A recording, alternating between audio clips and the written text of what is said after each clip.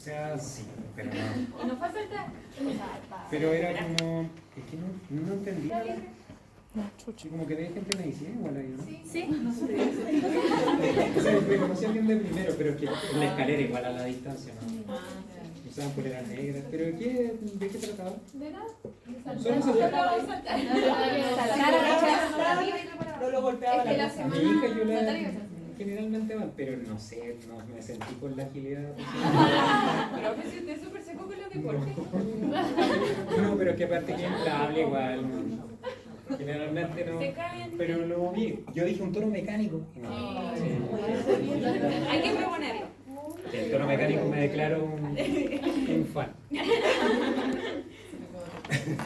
Bien, estudiante. Las vías que vamos a ver ahora se conocen como las vías extrapiramidales. ¿Qué hacen estas vías extrapiramidales? Lo primero, como su nombre nos dice, es que no pasan por las pirámides del bulbo. Es por eso su nombre. Lo otro es que su nombre determina su origen.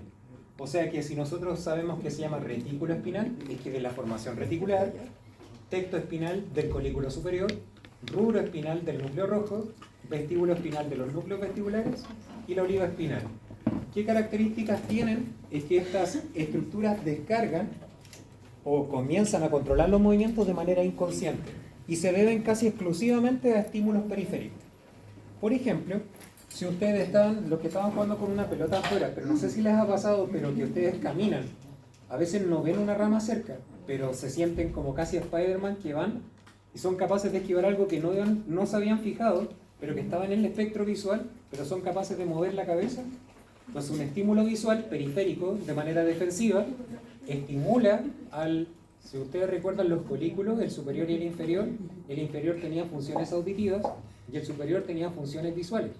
Significa que los estímulos visuales estimulan a esto, ¿para qué? Para controlar a músculos del cuello cuando nos corresponde esquivar algo, o girar la cabeza para rotarla en el espacio y mantener la mirada fija en un objeto. Entonces eso uno lo hace de manera inconsciente, pero es esta vía que controla eso, de manera inconsciente. La vía rubroespinal, como es del núcleo rojo, ustedes recordarán que el núcleo rojo estaba conectado al cerebelo. ¿Qué cosas del cerebelo? Principalmente control motor del cerebelo, estimulaba el núcleo rojo y estimulaba musculatura principalmente flexora. O sea que cuando usted está extendido y quiere salir de la extensión y volver a flectarse, ese núcleo es el que descarga.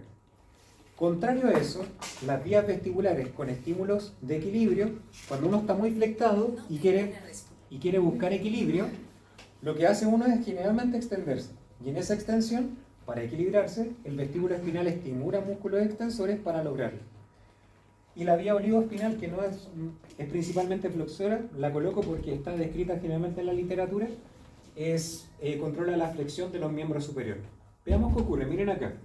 Tenemos la vía, el tracto retículo espinal, que hay uno lateral y hay uno medial, hay uno lateral y uno medial, que serían esos dos.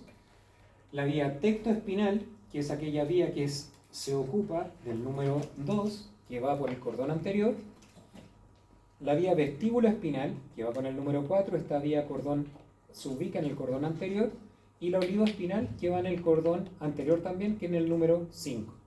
En el cordón lateral, solo la vía rubroespinal y la vía retículo espinal lateral, que sería esa. Y vamos a ver qué hace cada una. Fíjense en esto. La formación reticular es una serie de núcleos que están ubicados a lo largo de todo el tronco encefálico. Y esta vía participa en el control de movimientos, ya sea de funciones motoras o funciones autónomas. Me quiero quedar con aquellas que tienen funciones autónomas. ¿Por qué? Porque esta vía retículo espinal lo que hace es tiene un origen pontino o un origen vulvar. Aquella que tiene origen pontino se ubica en el lado contrario y desciende por el cordón anterior, o aquella que se ubica por el cordón lateral, que sería esta. Participa en el control de movimiento, ya sea flexores o extensores, pero a esta, sobre todo la lateral, a lo que tiene cerca, ¿qué sería eso, estudiante ahí? De la médula. Esta es una médula torácica alta probablemente. ¿Qué sería eso? Si eso era el asta posterior, eso el asta anterior, ¿y qué es eso? El asta lateral. ¿Se acuerdan qué funciones tenía el asta lateral? Víscero-motoras. O sea que esta vía lo que hace es estimular a esos núcleos motores, pero con funciones autónomas. ¿Qué parte del autónomo se origina del asta lateral?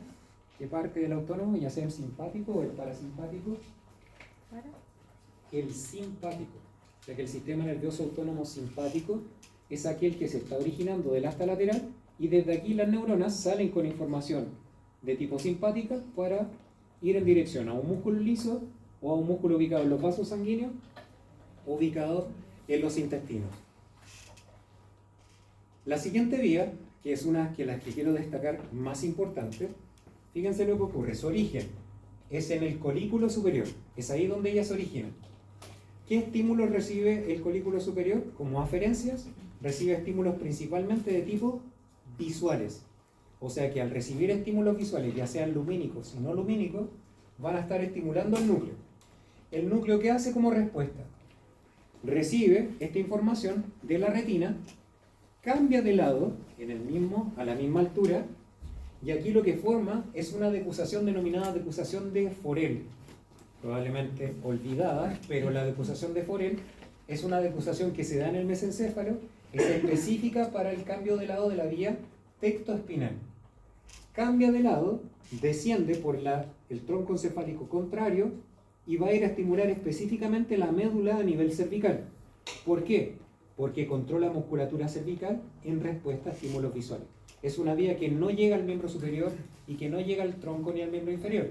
Se queda solo a estimular neuronas ubicadas en la médula cervical. Su posición al descender es vía cordón anterior. Y estos estímulos visuales que provienen de la retina, generalmente esta vía es una vía defensiva. O sea que a través de un reflejo de protección, la cabeza se organiza para esquivar objetos cuando éste se desplaza de manera rápida hacia el cráneo, como un efecto de protección. Eso es el control que tiene la vía tectoespinal.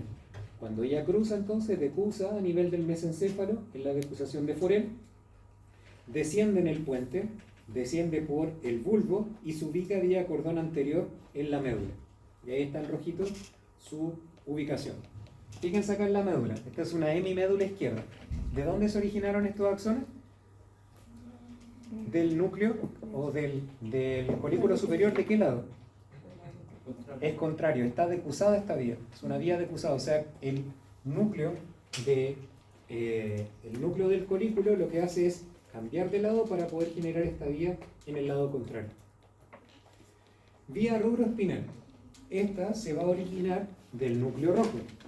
Si pensamos en el núcleo rojo, esta vía está originándose del mesencéfalo. Perdón, esta es decusación de Meissner, estudiante. Esta decusación es de Meissner. Esta es la decusación de Forel, la del núcleo, la rubroespinal. ¿De dónde recibe estímulos la vía extrapiramidal, la vía rubroespinal? Tanto de la corteza como del cerebelo. Se estimula el núcleo rojo, la vía cambia de lado, es la decusación de Forel, que ahora sí, ahí la dejé anotada, si no se me va a olvidar. La decusación de Forel baja y desciende de manera contralateral, ubicándose precisamente cercano a eso que está ahí. Eso es la vía córtico-espinal lateral y esa es la vía rubroespinal.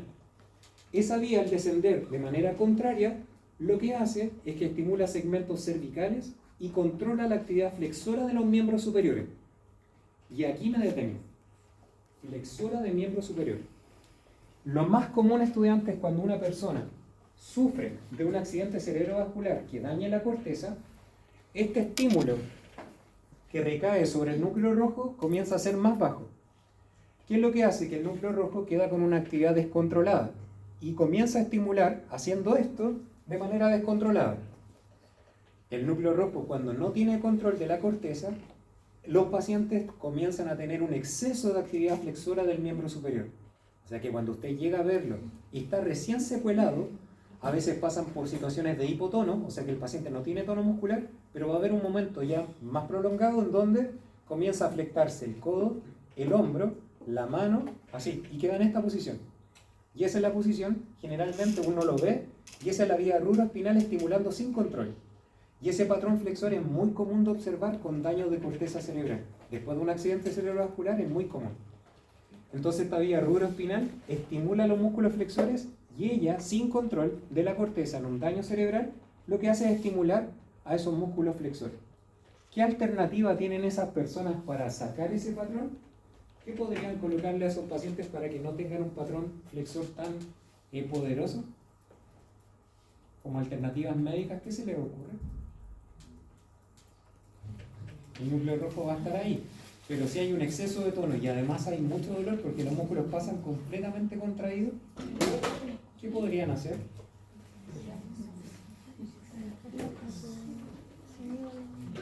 Porque resulta que hay otra vía que hace lo contrario, que podríamos estimularla igual.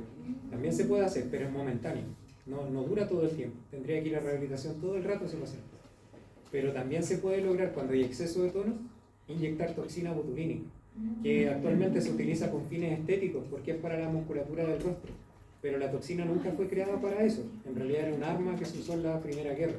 Pero se puede inyectar en los puntos motores de los músculos flexores y el músculo dejaría sin contracción y estaría más laxo al momento de recibir el estímulo. Y eso lo hace el médico. Ahora, también lo hacen en los pacientes pediátricos, en donde tienen exceso de actividad aductora, también se puede colocar botox. Jefe, ¿pero eso es una solución permanente o momentánea? El botox en general dura 3 meses. ¿Sí? Una inyección de botox, si es que se equivocó, en general va a durar 3 meses. ¿Sí? No es permanente, el cuerpo la elimina. ¿Sí? Pero sí el paciente siente un alivio inmediato. La vía vestíbulo-espinal. Fíjense lo que hace la vestíbula espinal. Su origen es en los núcleos vestibulares ubicados específicamente en el bulbo. Casi entre la diferencia entre bulbo y cuello. Estos núcleos vestibulares van a ser principalmente dos vías. La vía vestíbulo-espinal, la medial y la lateral, que serían esas dos que vemos ahí. ¿Qué hacen estas vías vestibulares? Fíjense la posición que tienen. Cuando descienden, hay una que lo hace de manera ipsilateral, que corresponde a la vía vestíbula espinal lateral, y la vestíbula espinal medial es contralateral, viene desde el otro lado. Como se ubica en el cordón anterior, ¿qué neuronas tiene cerquita aquí estudiante? Del asta. Motoras, pero motoras para la mano o para el tronco. Como está en esta zona, tiene principalmente controla la musculatura del tronco que está flectada. ¿Qué es lo que hace esta vía? Puede hacer lo siguiente: equilibra la cabeza sobre los hombros mientras el cuerpo se mueve y gira la cabeza. Se proyecta hasta la musculatura cervical, extraocular del tronco y los miembros para mantener postura. Pero aquí viene su rol interesante. Activa los músculos extensores e inhibe a los músculos flexores. O sea que la vía vestíbula espinal lo que hace es contrario a lo que hace la vía rubroespinal. Ahora, esto no es médico, pero si usted se entera de esto, pues se puede justificar a veces las terapias. En el caso de los pacientes con patrones flexores, lo que comúnmente se hace, y parece casi un juego, es que a los niños, por ejemplo, se le hace peinar a un perro. Está el niño aquí con un perrito y al perro se le hace peinar, generalmente perros con el pelo largo, o se saca a pasear un perro. Uno dice, ok, está sacando a pasear el perro, pero ¿qué está haciendo? Estimulando la vía vestibular porque está de pie.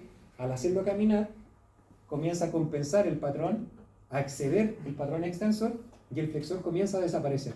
Entonces el niño que tenía la mano así, solo por intención, al llevar la correa, comienza a hacer el patrón extensor para quitar el patrón flexor de la mano. Dura 3-4 días estudiando, pero obviamente el músculo queda estiradito. O en los adultos mayores lo que uno hace en general es colocar la mano sobre una superficie y comenzar a jugar con un balón, a pegarle un balón con la mano dominante o la que está sana. ¿Qué hace la otra? Uno le tira el balón a este lado, o a veces los empuja hacia ese lado, para que aparezca la defensa hacia ese lado, para estimular esto, y la vía rubroespinal deja de actuar. Ahora, eso dura entre 3 a 4 días, pero los pacientes no quedan con el patrón flexor. Entonces, esta vía es contraria a la vía rubroespinal. Y esa es una de las más interesantes de trabajar, sobre todo en rehabilitación neurológica, para el estímulo de la vía rubroespinal.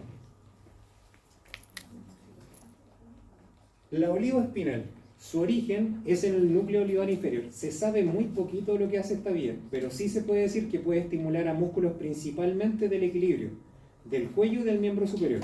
Es para controlar la postura del cuello. Su origen es en el núcleo olivar inferior y la vía recorre de manera ipsilateral, y son pocos axones, se ha investigado poquito de ella, en donde ella se ubica en el cordón anterior y termina solamente hasta el cuello, no desciende hasta el miembro inferior. Y esa sería la vía olivoespinal. Si ustedes me preguntan de las más relevantes, son estas dos estudiantes. del punto de vista motor, ¿de acuerdo? Y del punto de vista autónomo, tenemos a la vía retículo-espinal, que es aquella que controla la musculatura a través de conexiones autónomas en el asta lateral. Y la vía tectoespinal, que es una vía defensiva respecto a los estímulos visuales y controla los movimientos incluso de la cabeza y de los ojos cuando estos se acerca un objeto extraño hacia la cabeza. Y aquí tenemos una vía que resume un poco los tractos que son ascendentes, que esto ya lo vieron, así que esto no les debiera ni siquiera complicar, o si los complica lo podemos ver que tenemos las vías espinocerebelosas, aquí el tracto espinotalámico. ¿Por qué es todo uno aquí, estudiante, el espinotalámico? Porque el lateral quedó ahí y el anterior quedó acá. Estas son las vías del fascículo grácil y cuneiforme para las vías proprioceptivas conscientes. Ya a este lado, la vía piramidal con su tracto córtico espinal lateral, el córtico espinal anterior, que debería ser ese, y las demás vías que hemos visto ahora, la ubicación de el rubro espinal, la retícula espinal pero de origen vulvar, la retícula espinal pero de origen puntino, el tracto tectoespinal y la vía, no, esa no, esa habíamos visto, la vía córtico espinal anterior. Esto es un resumen de un corte de médula. Ahora, ¿qué quiero que dominen? Yo quiero que dominen lo siguiente. ¿Esta vía, estudiantes, es cruzada o es directa? Cruzada. ¿Esta vía es cruzada o es directa? Entonces, la gran mayoría de las vías extrapiramidales, la gran mayoría son cruzadas. ¿Cuáles son sus excepciones? Aquí tengo una. La vestíbula espinal. La vestíbula espinal lateral es aquella que sí es ipsilateral y la medial es contraria, es cruzada. Y la olivoespinal es una vía que es ipsilateral y también se ubica en el cordón anterior. Por definición, ¿quién es la vía final común? La vía final común es la lámina 9 de la médula. ¿Qué es la lámina 9? Son alfa-motoneuronas, que en este caso del esquema son esas. Esas son las alfa-motoneuronas. ¿Cuántas neuronas tenía una vía motora? 2. La vía final común en una vía motora, ¿qué número de neuronas le vamos a entregar? ¿Es la 1 o es la 2? Es la neurona 2. ¿Dónde se va a estar originando la neurona 1 de la vía? Depende. Si es una vía consciente, de la corteza. Si es una vía extrapiramidal, de cualquiera de los otros núcleos que hemos visto. Ahora, todas ellas, si ustedes ven aquí en el esquema, la córtico espinal, la retícula espinal, la vestíbula espinal, esas vías pueden llegar de manera directa a la alfa-motoneurona o lo pueden hacer a través de una vía de una interneurona, que esas serían las dos formas de activarla. Pero si la neurona alfa que está acá se estimula por cualquiera de las vías, ¿qué debería ocurrir por defecto? Que el músculo se contrae. O sea, se llama vía final común debido a que la alfa-motoneurona, si recibe el estímulo, el músculo se contrae. ¿De acuerdo? Y por eso recibe ese nombre de vía final común. Sin depender de qué estímulo esté recibiendo de cualquiera de las vías que estemos viendo, la vía final común, si es activada, sí o sí se va a contraer un músculo. Y por eso se conoce con ese nombre. ¿De acuerdo? La alfa-motoneurona de una vía piramidal o extrapiramidal. Muy bien estudiado. Compromisos de parte mía. Les voy a tener que subir 2 cápsulas para vascularización. La primera va a ser de vía de la arteria vertebral y la segunda va a ser de la arteria carótida interna. Estoy aprendiendo a usar una aplicación estudiante. Si me queda ahí medio vuelto el video no importa, pero voy a intentar de hacer lo mejor posible. Lo voy a hacer con una aplicación que se llama Complete Anatomy. A ver si es que logro generar lo que quiero. ¿De acuerdo? Que es grabar cómo queda en la pantalla eso. Y la idea es que eso genere un cuestionario. El cuestionario no va a estar abierto por un lapso de tiempo cortito. Generalmente se lo voy a abrir toda una tarde. Ustedes vean cómo lo quieren contestar. Honesto o deshonesto, ustedes vean. Da lo mismo, me da igual. Lo importante es que son 3 notas. ¿De acuerdo? Cada control es una nota y se va a borrar la más baja. Estudiantes, por favor, pongan atención en eso. No voy a abrir el cuestionario más tiempo que el que va a estar destinado ahí. ¿En qué horario van a estar abiertos los cuestionarios? Van a estar abiertos por lapsos donde sí ustedes tengan horario con este módulo. O sea que si yo les subo el video la próxima semana, ¿en qué horarios van a poder contestar los cuestionarios? O es en la sección 1, que es a las 6 de la tarde, a 6:30, hasta 10 para las 8, o el día jueves desde las 11 hasta las 10 para las 2, que ese es el bloque horario en donde ustedes podrían responder el cuestionario. No va a quedar abierto en un horario extra, ¿de acuerdo? Para que solo destinen horario a lo que, a lo que corresponde a este módulo. No, a ver la laboratorio. Si ustedes se fijan en los laboratorios de anatomía, ustedes vean el cronograma, no viene ningún laboratorio de este segmento. Entonces, ¿qué quiero ver? Si es posible, y eso depende de ustedes, pero que ya a esta altura, yo sé que están sobrecargados de cosas, podría organizar un laboratorio de vascularización. Pero estudiantes, eso depende exclusivamente de su disponibilidad. Y no me gustaría quitarles más tiempo del que ya están destinando. Por una cosa, por ustedes, porque no hay más laboratorios destinados. Entonces, mi complicación es la gincana. Y yo usaría imágenes de las cápsulas principalmente para preguntar. ¿Sí? Si es que les muestro una arteria, sería con esas cápsulas, ¿sí? Para preguntar arteria. Y no 18 preguntas, probablemente sean menos. ¿Y el resto de qué sería? Histo, hoy día tienen laboratorio de histo. Tienen corteza cerebral y tienen cerebelo. ¿Sí? Estudiante, ¿y cualquier duda o pregunta?